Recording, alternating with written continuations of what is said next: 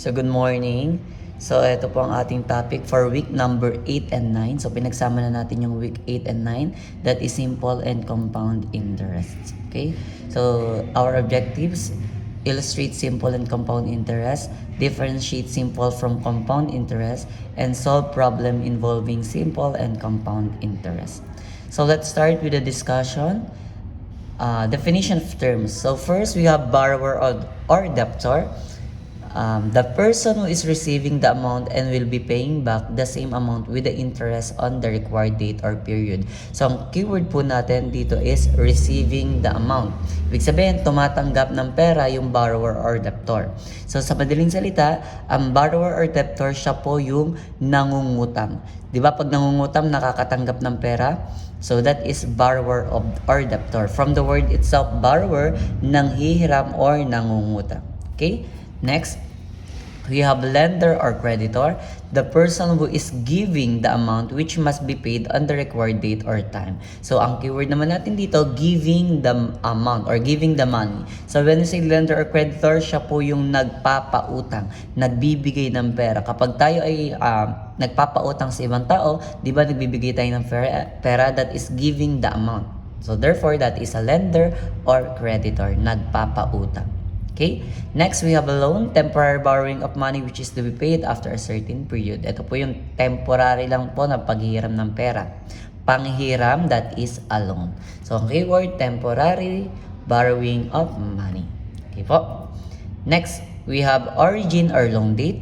Date on which money is received by the borrower. So, ang origin or loan date, kung kailan mo natanggap yung pera. Halimbawa, nangutang ka ngayong araw, September 1, therefore, ang loan date mo ay September 1. So, that is origin or loan date.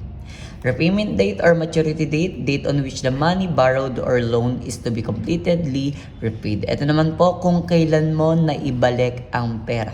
Repayment from the word itself. Kailan mo nabayaran yung inutang mo. Okay, that is repayment date or maturity date. Again, ang loan date, kung kailan mo natanggap yung pera, kung kailan ka nangutang. Ang repayment date, kung kailan mo nabayaran yung iyong inutang. Okay? Next, we have time or term. Amount of time in years the money is borrowed or invested. Length of time between the origin and maturity date. So, ang keyword natin dito, length o yung haba. Pagitan ng origin or yung loan date sa maturity dates. Ibig sabihin, gaano kahaba o yung term ng pagbabayad mo ng utang. Example, if nangutang ka ng 2023 at ibabalik mo siya ng 2025, ang term natin doon ay 2 years. Dahil 2023 ka nangutang, ang length niya or yung tagal bago mo siya maibayaran, 2023, 2024, 2025. So we have 2 years. Ayun po yung ating time or term. Again, length ang pinag-uusapan between the origin, kailan ka nangutang, and maturity dates, kailan mo binayaran. Okay. Next, we have principal. Amount of money borrowed or invested on the origin date. Ito po yung amount or pera kung magkano ang iyong inutang o hiniram. Ano po? For example, if nangutang ka ng 500 pesos, therefore, ang principal ay 500 pesos kasi ayun yung amount na hiniram mo. Okay? Next, we have rate. Annual rate, usually in percent, charged by the lender or rate of increase of investment. Ito naman po kung gaano kataas yung tubo ng iyo pong inutang. So, usually ang rate po in a percentage form. For example, 2% interest rate, 5% interest rate. So, that is a rate. Ano po sabi dyan? Increase of investment or charge by the lender. So, that is a rate. Next, we have interest, amount paid or earned for the use of money. Sa madaling salita, interest, tubo. Okay po? Maturity value or future value, amount after 30 years that the lender received from the borrower on the maturity date. In short po, ang maturity value or future value, ito po yung amount na babayaran mo. Ano po? Yung principal kasama na yung interest. Halimbawa, kung nangutang ka ng 500 at may interest siya na 100, ang maturity value or future value ay 600. Okay po? Kung magkano mo ibabalik yung inutang mo na may kasamang tubo. So that is maturity value or future value. For example, nangutang ka ng 1,000 pesos na may interest na 500. So magkano ang magiging maturity value natin? So, 1,500. So, 1,000 yung principal, 500 ang interest. So, therefore, the maturity value or future value is 1,500. Okay? Next, we have simple interest. Interest that is computed on the principal and then added to it. So, ang simple interest naman po, from the word simple, ano po, yung tubo lang po doon na nakabase sa principal. Okay po? Interest that is computed. So, meron tayong computation kay simple interest, ano po, na nakabase po sa principal. So, ina-add yun dun po sa principal para po makuha po natin yung ating po simple interest. So, compound interest naman po, sa madaling salita po kay compound interest, mahaba ang term ng pangungutang. Interest is computed on the principal and on the accumulated past interest. Ibig sabihin kay compound, meron na siyang past interest. For example, if 5 years kang nangutang, may interest si 1 year, may interest si 2nd year, may interest si 3rd year, may interest si 4th year, may interest si 5 years. So, 5 years yung interest mo, meron kang mga past interest and that is compound interest. Okay po? So, sige, mag-start na tayo kay simple interest. So, it is the interest computed based on the principal only, the amount of money borrowed or invested. It is usually used for the short-term loans or investment. So, sa simple interest, short-term lamang po yung kanyang loan. So, ito ang formula kay simple interest. Interest is equal to PRT. So, P stands for principal, R for rate, and T for time, I for interest. So, itong formula ng pagkuha natin ng simple interest. I, interest, P, principal, R, rate, T, time. So, we have a triangle method for you to identify the formula for simple interest. So, umpisa natin dito kung paano gagamitin itong formula na ito. Okay po. Yung I ay interest, yung P ay principal, yung R ay rate, yung T ay term. Halimbawa, hinahanap natin yung I. Si I yung hinahanap, interest ang hinahanap. Ang gagawin nyo kay interest, takpan si interest. At kung ano ang natira, ayun po yung magiging formula.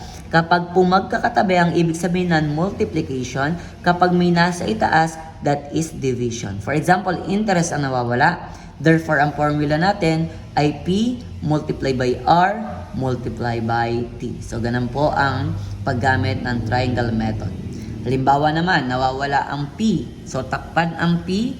Ang magiging formula natin, interest divided by R, rate, multiply by T. So, ito, hinahanap yung P, tatakpan. Ito po yun.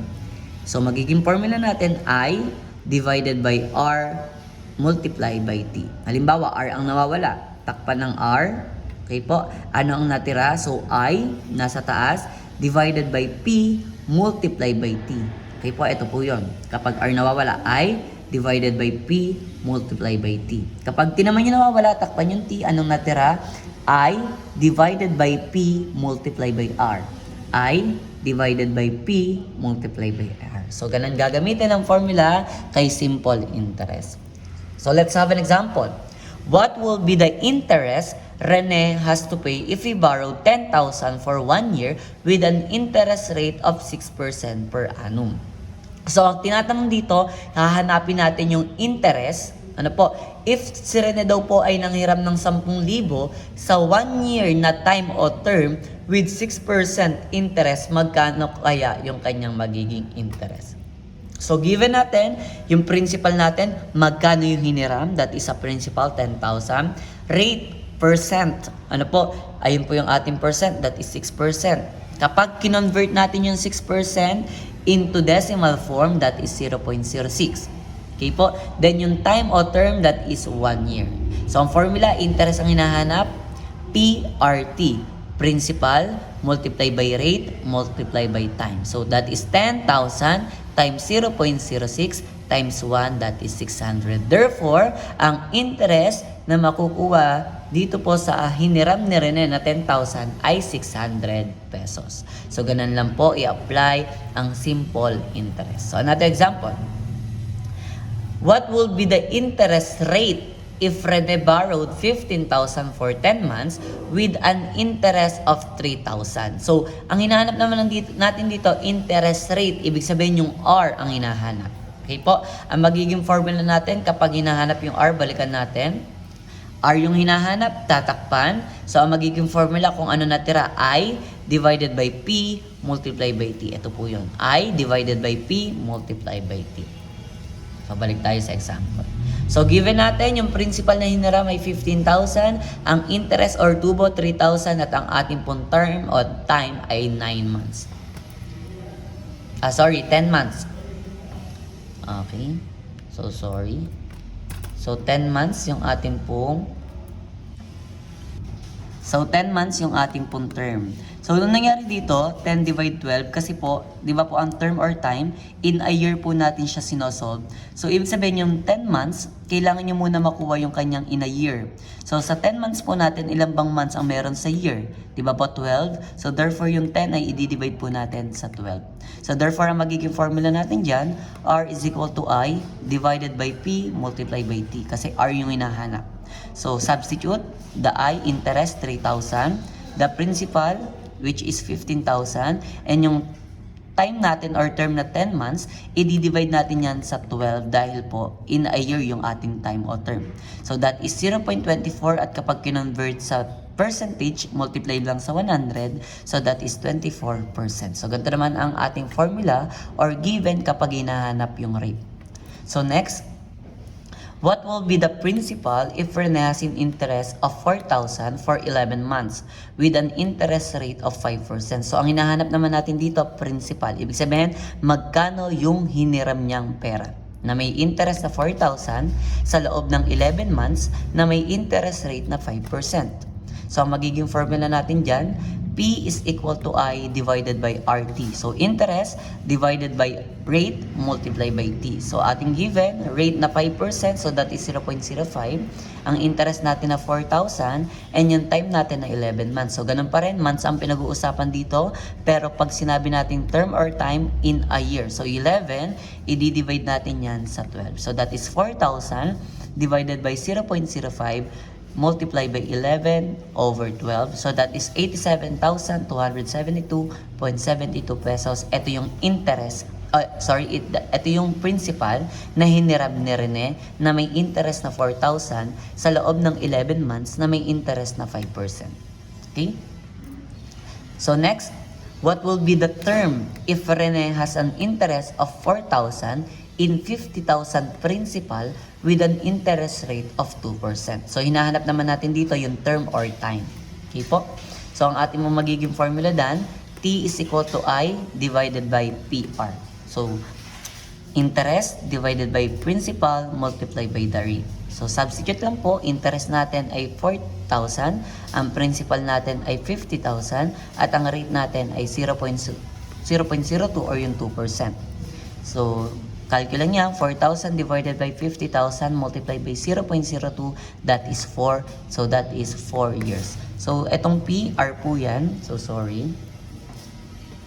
So, that is T or time o term. Okay, 4 years. Next, we have future value or maturity values, diba? Ang future value or maturity value, magkano yung babayaran mo kasama yung tubo. Principal, o yung P, principal, i-add natin yung interest. Okay? So, let's have an example. What is the total amount of maturity value that Rene will pay if we borrow 10,000 with 600 interest? Nangutang daw siya ng 10,000 na may tubong 600. Magkano yung kanyang maturity value or magkano lahat yung kanyang babayaran? So, 10,000 plus 600. So, that is 10,600. So, ganun lang kadali ang future value or maturity value. Next, we have compound interest. Compound interest pang long term, pang mahabaan, pang matagalang utang. Okay po, ang formula natin sa interest, F minus P. Maturity value, ima-minus lang natin si principal. So, let's have an example. Find the interest of 18,500 principal with 23,000 maturity value.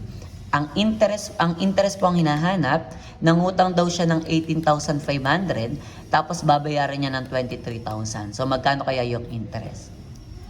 So, formula natin dyan, F minus P lamang. Okay? 23,000 minus 18,500. So, ang interest, that is 4,500.